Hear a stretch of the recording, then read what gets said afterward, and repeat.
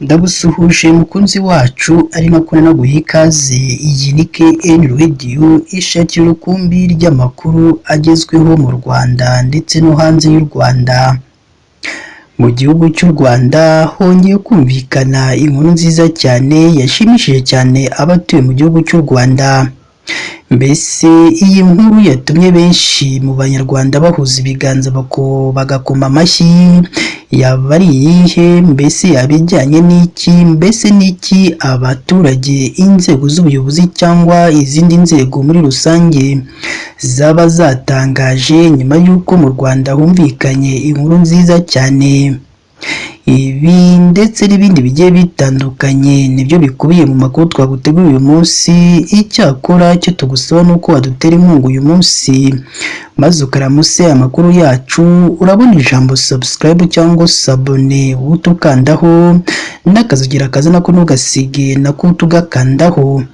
Icyo gihe uzaba ushimangiye yuko ugiye kujya uba uwa mbere mu kubona amakuru meza ya KN Radio tugenda tubagezaho umunsi ku wundi.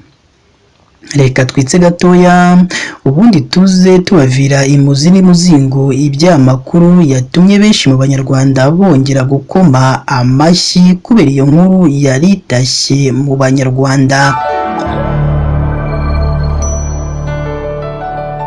Reka nongere mbahe ikaze bakunzi ba KN Radio, aho tubagezaho amakuru aba arimo aragenda avugirwa mu gihugu cy'u Rwanda ndetse no hanze y'igihugu cy'u Rwanda.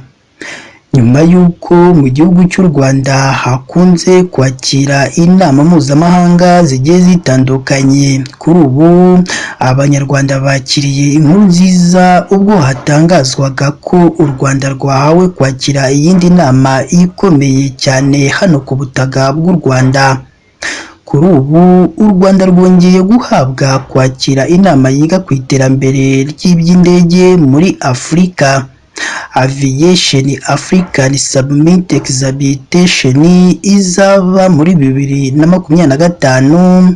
Inama ruzaba rwakiriye ku nshuro yayo ya gatanu. Iyi nama kandi inakunze kuberamo imurika rito ry'indege ku kibuga mpuzamahanga cy'indege cya Kigali i Kanombe, igahuza abo mu nzego zitandukanye muri Afurika bari mu bijyanye n'ubwikorezi bwo mu kirere. Amakuru kandi ajyanye n'iyo nama, u Rwanda rwaherukaga kwakira muri 2022 yamenyekaniye mu yabaye 2024 yari iri kubera i Gotenga muri Afurika y'Epfo. U Rwanda rwayihagarariwemo n'umunyamabanga wa leta muri Minisiteri y'ibikorwa remezo Olivier Kabera. Ni inama kandi yirwagamo byinshi bijyanye n'uko ubwikorezi bwo mu kirere bwakomeza gutezwa imbere, ariko hanibandwa ku mbogamizi ibihugu by'uyu mugabane biri guhura nazo. Iyi nama kandi u Rwanda rugiye kwakira mu gihe narwo rukomeje guteza imbere urwego rw'ubwikorezi, ibinakomeje kuba intandaro y'inyungu itaziguye muri iki gihugu cy'u Rwanda. Nk'ubu mu ntangiriro z'uku kwezi, raporo ya Minisitiri y'Imari n'Igenamigambi Physical Risk Statement ya 2024-2025 yagaragaje ko amafaranga RwandAir yinjije muri 2023 yiyongereyeho 80% ugereranyije n'umwaka wari wabanje. Iyi raporo kandi igaragaza ko RwandAir yinjije miliyari 620 arenga y'amafaranga y'u Rwanda muri 2023, avuye kuri miliyari 341 z'amafaranga y'u Rwanda mu mwaka w'2022.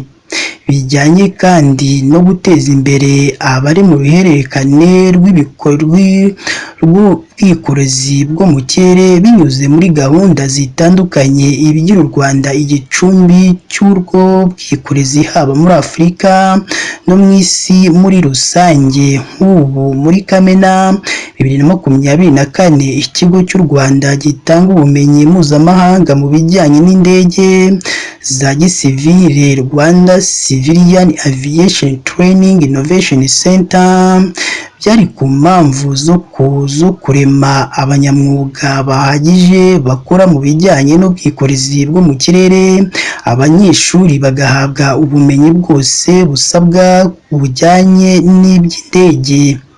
Rwanda Civilian Aviation Training Innovation Center kandi yahawe n'ikigo cy'igihugu gishinzwe indege za gisivile icyemezo kiyemerera gutanga amahugurwa haba ku banyarwanda n'abanyamahanga babishaka. Icyemezo gishimangira ko ubumenyi iki kigo gitanga bugezweho ku rwego mpuzamahanga.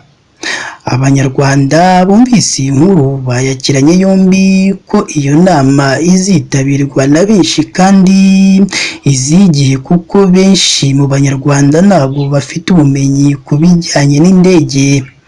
Abaturarwanda bakomeje gushimira leta y'u Rwanda ikomeje ibagezaho ibyiza gusa.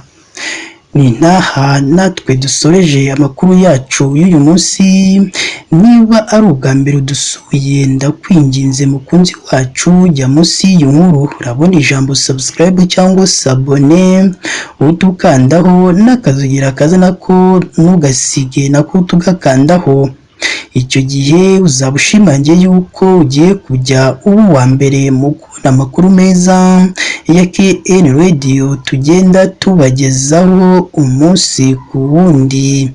Si ibyo gusa kandi ugomba no kujya atangirwa ibitekerezo, ukaduha igitekerezo cyawe, haba ari igishima ibyo dukora ndetse n'ikitugira inama y'ibyo twazahinduramo mu makuru yacu y'ubutaha, kugira ngo tujye tubagezaho amakuru meza kandi yizewe hano kuri KN Radio.